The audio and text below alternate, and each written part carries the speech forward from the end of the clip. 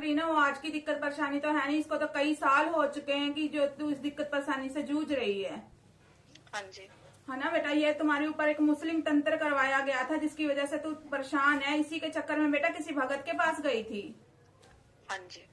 इसी के चलते किसी भगत के पास गई थी बेटा इलाज करवाने के लिए, लेकिन इलाज तो हुआ नहीं। लेकिन बेटा जो तुम्हारे ऊपर जो जिन है ना, मुस्लिम चीज है बेटा, मुस्लिम चीज चल रही है, उसको जागृत कर दिया गया था। हाँ जी। लेकिन समाधान नहीं हुआ था। जो दिक्कत थी तेरे ऊपर वो वैसी की वैसी थी, खाली तेरे को बेटा अनुभव होने शुरू हो गए थे, दिखाई देना शुरू हो गया था क्या हो रहा है क्या नहीं है। हाँ जी। है ना, जो तुम्हारे शरीर में दिक्कत परेशानी थी, सर में दर्द है, जो भी दिक्कत है वो वैसी की वैसी ही थी। हाँ जी। और बेटा जो भगत है, क्या उसने बेटा तेरे से कोई कार्य भी करवाए थे, कहीं ना कहीं लोगों के भले करवाए तेरे से? देखो, मेरे सिर में बहुत दर्द होता था, तो मेरा बेटा मुझे एक मस्जिद में ले गया था पहली बार, आज से 7 साल पहले, 8 अच्छा साल बेटा। पहले, ठीक है। वहां ले गया तो हम तो सिर्फ सिर दर्द के लिए गए थे, हमें कोई ज्ञान नहीं था क्या है क्या नहीं, क्योंकि हम पंजाबी, हमें इन चीजों का इतना मतलब मुस्लिम चीजों का नहीं पता था। मैं गई, मुझे थोड़ा आराम लगा सिर दर्द में, दोबारा उसने फिर बुलाया। एक दिन क्या हुआ कि मैं मस्जिद में जैसे सब लोग बैठे थे, मैं भी बैठी थी, 4 साढ़े 4 बजे के करीब मेरे को चक्कर आए, मैं गिर गई। उस मुसलमान का नाम था तस्वर अली, उसने मुझे आगे बुलाया और कहता है कि तुम्हें तो पीर पैगम्बरों के दर्शन हो गए हैं। उसने मेरे मत्थे पे हाथ रखा तो मेरे ऊपर वो चीज मतलब मैं बेसुध हो गई, मुझे नहीं पता क्या हुआ। फिर वो वहां बिठवा के मुझे अपने साथ में लोगों के काम करवाता रहा। और मैं नहीं जाती थी घर में तो भी तुम्हारे घर में भी तुम्हारे काम काज करवाने शुरू कर दिए, लोगों के रोग उठाने शुरू कर दिए? पहले तो उस मुसलमान ने मुझे कलीगर शरीफ ले गया, वहां अपनी संगत के काम कराए। अच्छा, मैंने उससे पीछा छुड़वाना चाहा जब, क्योंकि वो कहता था मंदिर हटा दो, मैं मंदिर नहीं हटाती थी, लेकिन बेटा मैं तू पूजा पाठ बालाजी भी। की सेवा करती है?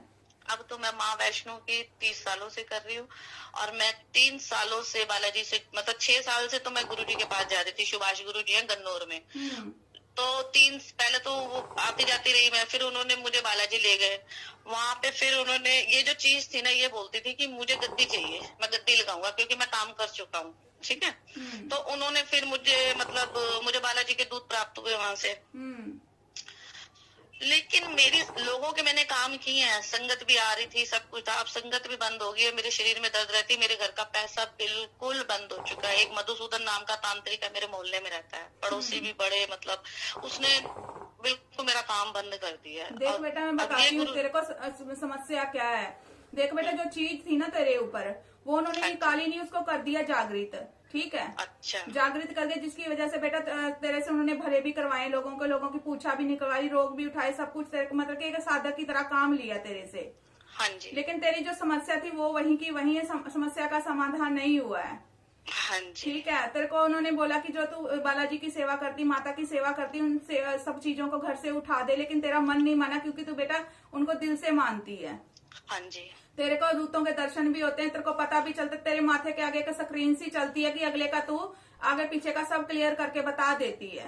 जय श्री राम। हाँ जी। सही है ना बेटा? हाँ जी। देख बेटा, जो तूने लोगों के रोग उठाए ना, रोग तुम्हारे घर में ही रुके हुए हैं, रोग घर से गए नहीं, क्योंकि तेरे को कोई विधि विधान तो पता नहीं था, और तूने कोई गुरु धारण भी कर रखा बेटा किसी से? हाँ जी, मैं यही पूछना चाहती हूँ, जो मुझे नहीं पता वो गुरु है या नहीं है। गुरु सुभाष जी हैं, मैं उनके दरबार में जाती हूँ, लेकिन मुझे पता नहीं वो गुरु भी बने या नहीं बने, ये मुझे आप बताओ।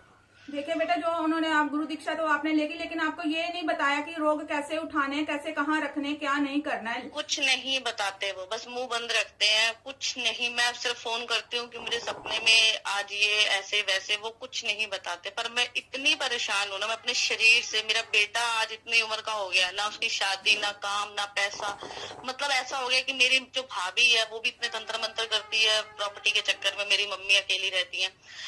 वो रोज के रोज मुझे पता सारा है कि कौन कौन कर रहा है, दिख जाता है मुझे सपने में, बिल्कुल साफ दिखता है, लेकिन मैं उसको कैसे क्या करूं, ये गुरु रास्ता नहीं बता रहे। मैं इस चीज से परेशान। दुश्मन बहुत हो रखे हैं, है भक्ति भाव से रिलेटेड है, तांत्रिक है, जो जानते इस रिलेटेड तेरे बहुत एक नहीं बहुत सारे विरोधी हो रखे हैं, दुश्मन बहुत सारे हो रखे हैं। कहीं ना कहीं तेरी गद्दी का बंधन भी उन्होंने करा है, तेरे ऊपर क्रिया भी छोड़ रहे हैं।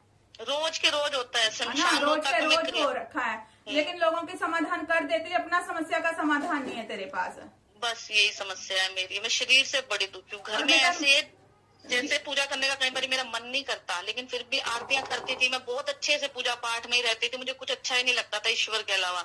लेकिन अब ऐसा हो गया कि मेरा दिल ही नहीं करता करने का, फिर भी जबरदस्ती करती हूँ मैं, माला जाप वगैरह सब करती हूँ, पर मैं समझ नहीं पा रही मेरे घर में पैसा क्यों नहीं आ रहा, क्या ये गुरु मेरे लिए सही है या मैं क्या करूं, मुझे तो रास्ता दो माँ। देखिए बेटा, हम किसी गुरु के लिए बुरा नहीं कह सकते, लेकिन गुरु को प्रॉपर ज्ञान तो देना चाहिए ना कि बच्चे परेशान है, लोगों का भला तो करो, लेकिन अपने घर में समस्या नहीं रुकनी चाहिए ना बेटा। बस यही है, मैं गुरु का वो नहीं कहती, मैं उनकी बहुत इज्जत मान सम्मान करती हूँ, लेकिन मैं बहुत दुखी हूँ। मैं मतलब ऐसे उनको कहती हूँ कि गुरुजी आप जो कहोगे मैं वो कर दूंगी। अब तो हालात बेटा तेरे ऐसे हो गए कि घर में पड़ी रहती है, कुछ करने का मन नहीं, घर से बाहर निकलने का मन नहीं करता है तेरा। ना कोई मेरे घर में आता है, पता नहीं ऐसा बंधन कर दिया कि मेरे घर में एक बंदा नहीं आके राजी होता, मुझसे कोई बात नहीं करता, मेरे फोन पे कोई फोन नहीं आता, नहीं तो मेरा सारा दिन फोन बजते थे तो लोगों बेटा के। मेरे को एक ये बात बता कि जब ये सवारी तेरे ऊपर आती है मुस्लिम, तो तू बेहोश हो जाती है? पहले हो जाती थी जब हाँ। वो उसके पास जाती थी, तस्वर अली के पास, मैं पीछे गिर जाती थी। हम्म। लेकिन बाद में जब मैं अपने गुरुजी की इधर जाने लग गई तब से नहीं। पहले मैं किसी का काम करती थी तो एकदम पीछे को गिर जाती थी। देख, हाँ जी बोलिए। तो पहले ऐसे तो मैंने यूएसए वगैरह में भी लोगों के काम किए हैं, सब कुछ अच्छे काम भी उनके हो जाते थे, काम दुनिया के हो जाते हैं, लेकिन मेरा ही तो रास्ता नहीं खुल रहा। पता हो क्या रहा है बेटा, बड़े से बड़े आप रोग उठा देते हो, लेकिन क्या है कि वो बैक आपके घर में ही रुक जाते हैं। हाँ, उनका मोक्ष नहीं हो पाता, ना किसी स्थान पे रख पाते हो आप, वो रोग आपके घर में ही रुकते हैं और आपको समस्या देते हैं। मुझे गुरुजी ने ये कहा था कि जो तेरे मन में विचार आया करे ना तू वो कर दिया कर। अब मेरे को क्या पता, मेरे विचार जो आते हैं मैं वैसे करवा देती हूँ, मुझे तो खुद नहीं पता था गद्दी पे बैठने के बाद मैं क्या बोल रही हूँ, क्या मतलब पता तो होता है इतना, आधी सुध होती आधी नहीं होती, लोगों को आराम आ जाता है मेरे हाथ लगाते ही, लेकिन मैं इतनी ज्यादा दुखी हो गई हूँ ना, तो मैं इस चीज का क्या करूँ, कैसे करूँ, और ये मुस्लिम चीज जाएगी नहीं जाएगी, क्या है नहीं समझ पा रही। वो तो आप पे बेटा कि आप इसको गद्दी पे रखना चाहते हो कि निकालना चाहते हो, वो तो आपके ऊपर है ना कि क्या करना चाहते हो, समझ रहे बात? देखो मेरे पास इनकम ऑफ सोर्स कोई नहीं है। देखो माता जी मैं तो साफ बहुत बोलती हूँ, मेरे पे इनकम सोर्स कोई नहीं है, इससे मेरा घर भी चल रहा था, ठीक है ना, और मैं अकेली हूँ तो मेरा दिल भी लगा रहता था लोगों के साथ, तो अगर मैं निकाल दूंगी तो भी मैं दुखी हो जाऊंगी, मेरे पास तो कोई रास्ता है ही नहीं है कि मैं रोटी तो खा रही थी ना कम से कम। है तो वो भले में बेटा, जो आपको सब कुछ दिखा रहा है तो आपके भले में चला हुआ, वो जो चीज है ना मुस्लिम चीज है वो तो आपके भले में है, लेकिन बेटा आपको विधि विधान नहीं पता कि लोगों को कहाँ पे रखना है। हाँ जी, तो इसके लिए समस्या यहीं पे आ रही है, देवी देवताओं की कृपा है, बालाजी के दूध चलते हैं, देवी माँ की कृपा है आपके ऊपर, ठीक है, सब कुछ ठीक है, लेकिन रोग जो है ना, रोग आपके घर में रुक रहे हैं। देखिए इन रोगों को घर से निकालिए बेटा, और अच्छे अपने गुरु से बात कीजिए कि अगर वो आपको मार्गदर्शन देते, नहीं तो फिर अच्छा सा गुरु देखकर गुरु धारण कीजिए जो कि आपको प्रॉपर ज्ञान दे पाए। अच्छा, हाँ यही समाधान है। एक चीज माता जी मैं और पूछना चाहूंगी आपसे जी।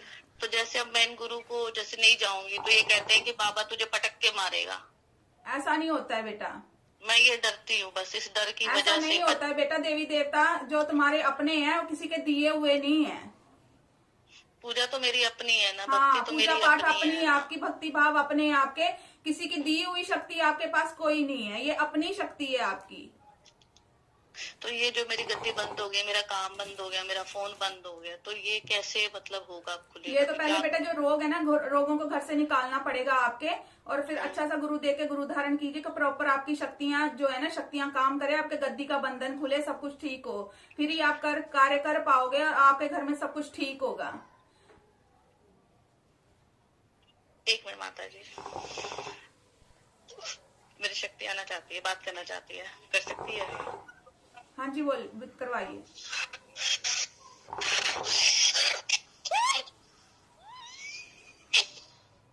मुझे मुक्ति दिला दे माता, मुझे मुक्ति दिला दे।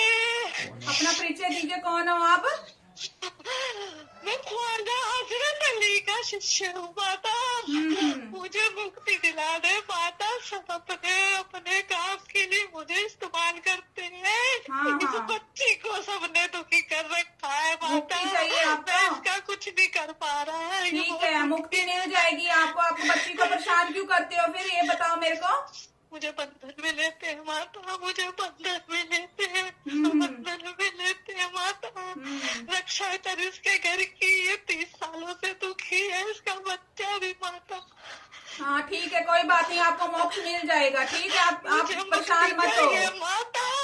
माता मैं उसकी रसोई में कह दूं, इसका पति मुझे कैद करके इसके घर में दे गया था। इसने एक गलती की थी, इसको बहुत बड़ी सजा मिल चुकी है माता, ये बहुत दुखी है, तू रास्ता दे दे, बड़ी मुश्किल तेरे तक पहुंचा हूँ। हाँ ठीक है, तेरे को मोक्ष मिल जाएगा, ठीक है, अपने वचनों पे रहना, मोक्ष मिल जाएगा तेरे को, ठीक है।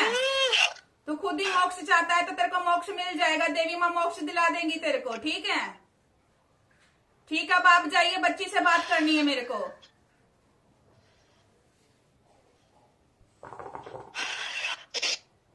ठीक है बेटा, अभी तू।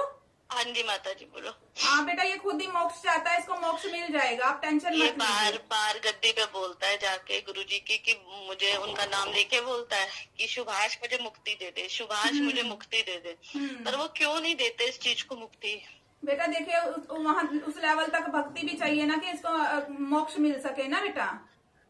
तो कैसे माता जी, मुझे यही तो ज्ञान नहीं है ना। हाँ, मोक्ष मिल जाएगा बेटा, अगर खुद ही वो मोक्ष मांग रहा है तो मोक्ष मिल जाएगा, वो मैं माई से कह के करवा दूंगी मोक्ष इसका, आप टेंशन मत लीजिए।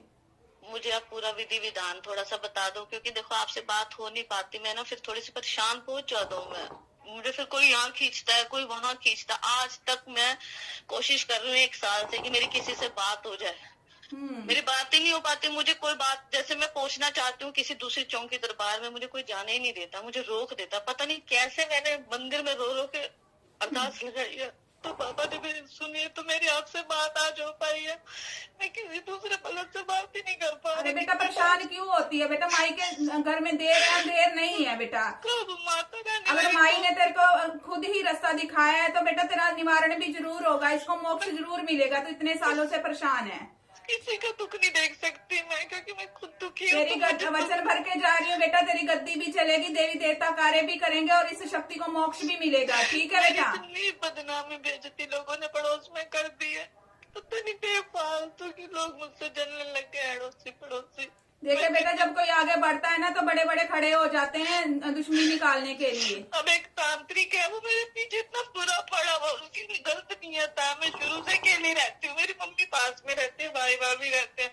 उस आदमी ने मेरा जीना हराम कर रखा है, मैं इतनी दुखी हो चुकी हूँ। उस आदमी से रोज क्रिया करता है मेरे ऊपर, क्या करूँ, मुझे डर लगा रहता है, मेरा जवान बच्चा है। अरे बेटा टेंशन मत ले, सब कुछ ठीक हो जाएगा, टेंशन क्यों लेती है बेटा तू। अब तो सच्चे दरबार से जुड़ गई है तो तेरा कल्याण भी हो जाएगा, ठीक है। माई ने तेरे को खुद ही रास्ता दिखाया है दरबार का बेटा, ठीक है।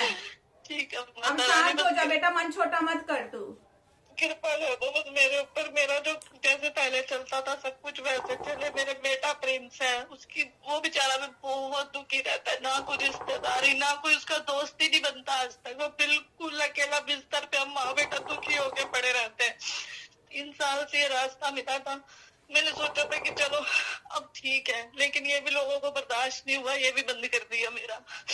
बेटा तेरी गद्दी भी चलेगी, पूरे धूम धड़ाके से गद्दी भी चलेगी, गद्दी पे कार्य भी होंगे, तेरी गद्दी का बंधन भी खुल जाएगा, सब कुछ ठीक हो जाएगा। और ये मुस्लिम चीज है, इसको मोक्ष भी मिल जाएगा, ठीक है बेटा।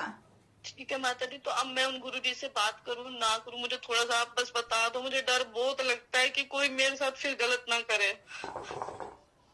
ठीक है बेटा, मैं आपसे थोड़ी देर में बात करती हूँ, ठीक है बेटा। ठीक है माता, जय माता।